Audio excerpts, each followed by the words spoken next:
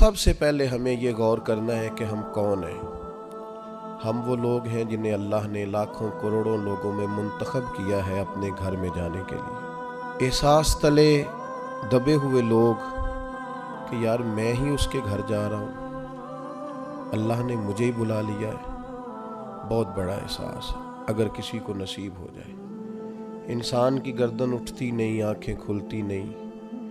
امام حسن رضی اللہ تعالیٰ عنہ صحابہ میں سے کثرت سے جاتے تھے، اور سیدنا عثمان غنی رضی اللہ تعالیٰ عنہ کثرت سے جاتے تھے، تو پیدل جاتے تھے اکثر حضرت حسن رضی اللہ تعالیٰ عنہ۔ لوگوں نے کہا کہ سواریاں موجود ہیں تو پھر آپ کا یہاں سے پیدل جانا، تو فرمانے لگے کہ جب انسان مالک کے حضور جائے تو پھر اسے عاجزی سے جانا چاہیے۔ تو پروٹوکول کی طبیعت چھوڑ کر یہاں جانی چاہیے، اس لیے کہ اللہ تعالیٰ دیکھیں اسلام ہم پر کوئی سختی نہیں کرتا۔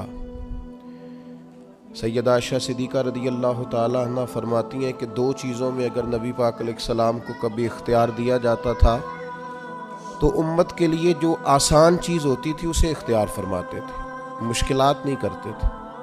لیکن حج کے موقع پہ جس کو نہیں ہے عادت تامت باندھنے کی، اسے بھی باندھنی پڑے گی، سب کو ایک ہی جگہ رہنا پڑے گا۔ کیوں؟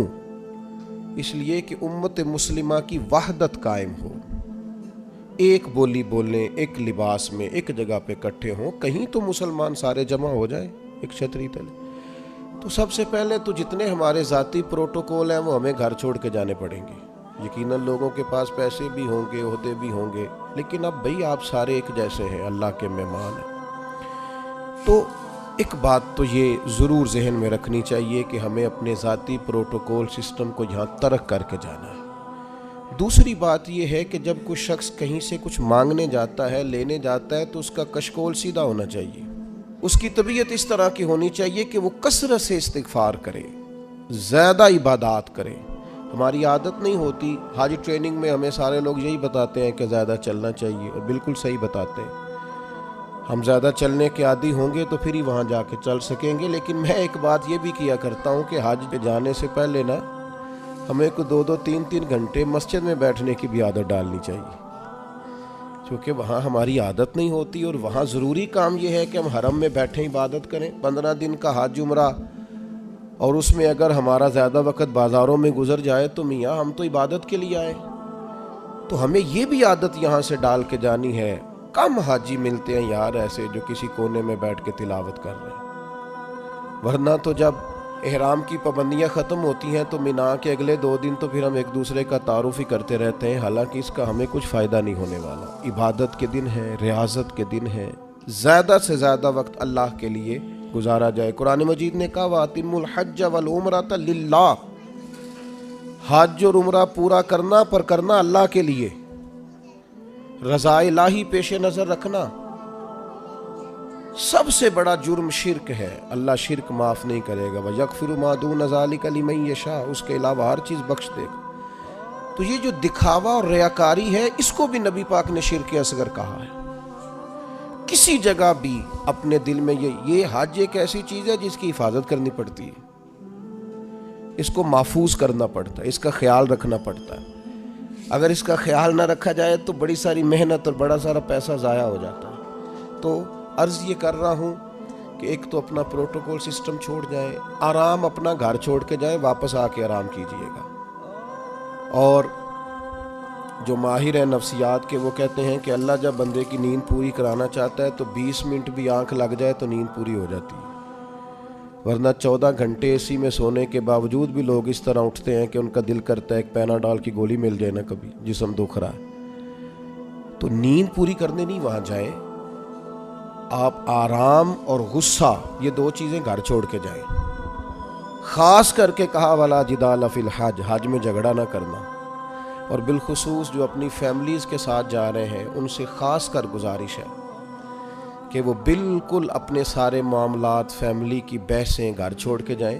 غصہ نہیں کرنا وہاں جا کے، آرام پسند نہیں ہونا، گھر آ کے کریں گے انشاءاللہ۔ وہاں ویسے کوئی وہاں بے آرامی نہیں ہے، لیکن جو ہم عادی جس آرام کے ہوتے ہیں وہ بھی بہرحال وہاں میسر نہیں ہوتا۔ دوسری بات، ذوق شوق بڑی ضروری چیز ہے، سرمایہ ہے انسانی زندگی کا۔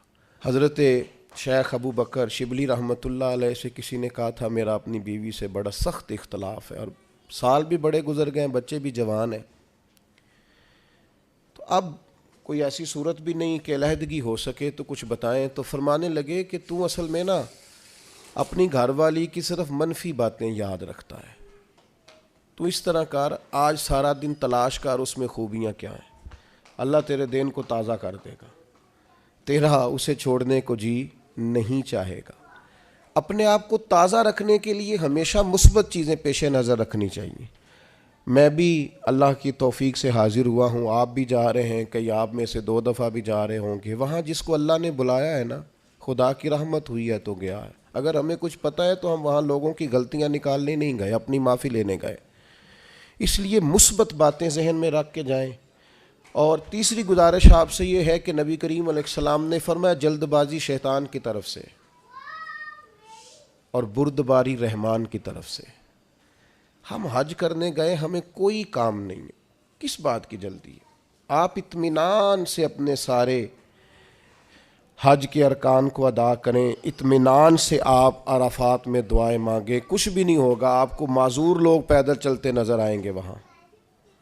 اطمینان سے آپ اپنے اس طرح کا اطمینان نہ کریں کہ قافلے سے بچھڑ جائیں اور آپ کو ڈھونڈا جائے، لیکن یہ کہ جلد بازی نہیں، کچھ بھی نہیں ہونے لگا۔ طواف زیارت کا ٹائم 12 ذی الحج تک ہے، آپ 12 تک وہی ہیں، آپ سکون سے اطمینان سے لوگوں کو لے کے چلیں گے، آپ کو اس میں فائدہ نظر آئے گا۔ چوتھی گزارش یہ ہے کہ اسلام مذہب کیا ہے؟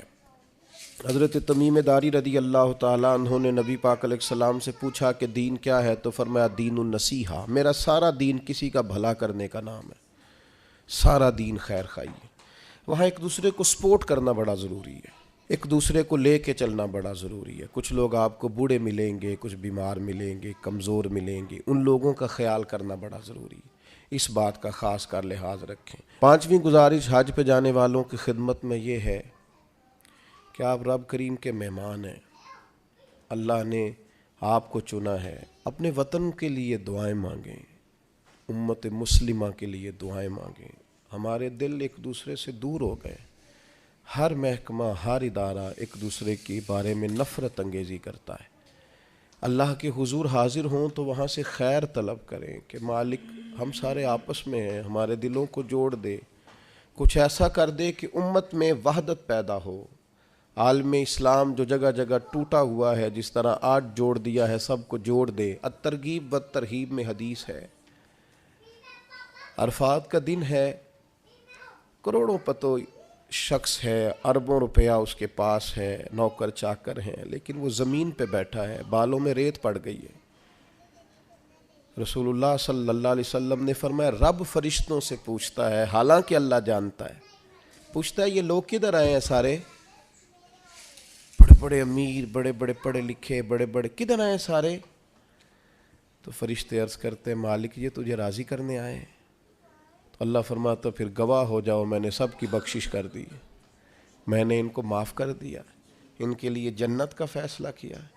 دوستو بڑی بڑی بات ہے، یعنی شارحین حدیث کہتے ہیں یہ بڑی بات نہیں، یہ بہت بڑی بات نہیں کہ رب کی بارگاہ میں ہمارا خالی ذکر ہی ہو جائے، وہاں تذکرہ ہی صرف ہو جائے، یہی بہت بڑا نہیں۔ تو بہت ذوق سے، بہت شوق سے جائیں، تو اطمینان کے ساتھ آپ سارے ارکان ادا کریں۔ پھر جب رسول رحمت علیہ السلام کے حضور جائیں تو درود و سلام کی کثرت کریں، وہاں جائیں تو کثرت درود و سلام آپ کے آل پر، آپ کے اصحاب پر خوب درود بھیجیں، وہاں اپنی حاضریاں خوبصورت کریں، عنوان زندگی نئے طور پر شروع کریں، یعنی یہ ایک نئی زندگی ہے حج کے بعد، بالکل نئی۔ رسول اللہ صلی اللہ علیہ وسلم نے فرمایا جو حج کر کے آیا اس طرح ہو گیا جس طرح آج ماں کے پیٹ سے پیدا ہوا۔ تو اس کو بھی تو چاہیے نا نئے سرے سے چیزیں ترتیب دے، صرف یہ اپنے پیڈ کو نہ بدل لے آ کے کہ اب مطلب یہ کہ ساتھ حاجی بھی لکھ دو، یہ باقاعدہ اپنے رویے بدلے، طرز زندگی بدلے۔ میں آپ سے پھر یہی عرض کروں گا کہ کشادہ سینے کے ساتھ، کشادہ دل کے ساتھ اور بڑے حوصلوں کے ساتھ ہمیں سفر کرنے کی کوشش کرنی ہے۔ آپ جتنی زیادہ اپنی طبیعت میں حسن رکھیں گے، ٹھہراؤ رکھیں گے، بردباری رکھیں گے، اتنا حج کا سفر آسان ہوگا۔ حضرت ابراہیم ابن ادم سے کسی نے کہا تھا آپ نے بڑے لمبے لمبے سفر کیے ہیں، اتنی چھوٹی زندگی میں اتنے سفر؟ فرمانے لگے 2 سواریاں پاس تھیں، تکلیف کبھی ہوئی نہیں۔ کہا کون کون سی؟ فرمانے لگے ایک صبر کی، ایک شکر کی۔ یہ 2 سواریاں ساتھ تھیں، لہٰذا کبھی آزمائش نہیں دیکھی۔ آپ کو بہت سارے لوگوں نے کہا ہوگا کہ حج میں مشکلات آتی ہیں، سب کی رائے اپنی جگہ پہ درست ہے۔ میری رائے یہ ہے کہ جو مالک بلاتا ہے وہ سارے راستے آسان کیے دیتا ہے، کچھ بھی نہیں ہوتا، ہر چیز بڑی آسانی سے ہو جاتی ہے۔ ہم نے تو یہ دیکھا ہے جو یہاں بہت تھکتے تھے نا، ہم طواف زیارت کے لیے گئے تو سب سے اوپر جگہ ملی طواف کرنے کی، کچھ پتہ نہیں چلتا، اتنی آسانی سے سارا کچھ ادا ہوتا ہے۔ بڑی چیزیں تو ویسے ہی بندہ بھول جاتا ہے۔ بہت ذوق سے جائیے، بہت شوق سے جائیے، اور بڑا آسان ہے بھائی۔ اب تو استری نہیں ٹوٹتی حاجی صاحب کی، گھر سے بھی دروازے پہ گاڑی، اور وہاں آپ کے پاس ٹیبل اور کھانا۔ تو یاد کیجئے نا ان لوگوں کو جو بحری سفر کرتے تھے یا پیدل جاتے تھے، اور جاتے تھے اور کرتے تھے اور سب ہوتا تھا اور ٹھیک ٹھاک لوٹتے تھے اور آتے تھے تو لمحہ لمحہ شکر کرتے تھے۔ تب آپ دیکھیے کتنی آسانی سے سارے کام ہوتے ہیں، کتنی سہولیات ہیں۔ بس ذوق شوق، تحمل، بردباری، محبت، پیار، استغفار۔ ابھی سے موبائل کو وقت دینا کم کر دیں، موبائل کی جگہ تسبیح لے لیں ہاتھ میں، تسبیح ہاتھ میں ہو تو چلتی بھی رہتی ہے، کچھ نہ کچھ بندہ پڑھتا بھی رہتا ہے۔ اور اگر موبائل رکھنا بھی ہے تو قرآن مجید رکھیں اس کے اندر اور تلاوت کریں، اور اللہ تبارک و تعالیٰ کی یاد میں وقت گزاریں، تھوڑے سے تنہائی پسند ہوں، پھر دیکھیے حج میں عبادت کی کتنی لذت آتی ہے۔ دل کی گہرائی سے دعا کرتا ہوں اللہ تعالیٰ اس سارے قافلے کے سفر کو آسان کرے، لمحہ لمحہ آپ سب کے لیے اللہ تعالیٰ رحمت والا فیصلہ فرمائے۔ اگر کہیں ہمارے چہرے یاد آ گئے تو یقیناً امید ہے کہ آپ ہمارے لیے دعا کریں گے۔ اللہ تبارک و تعالیٰ یہ سعادت مندی ہم سب کو بار بار نصیب کرے۔ وما علینا الا البلاغ۔